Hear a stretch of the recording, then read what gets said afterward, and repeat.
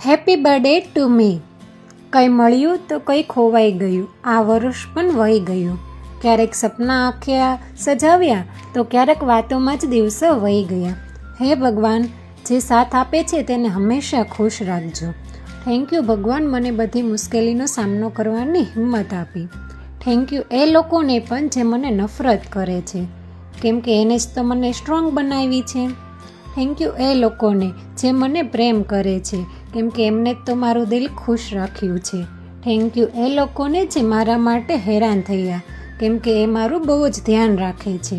Thank you એ લોકોને જેની મારી પોતાની બનાવીને મૂકી દીધી, કેમ કે એને જ મને શીખવાડ્યું છે કે કોઈ વસ્તુ છેલ્લી નથી હોતી.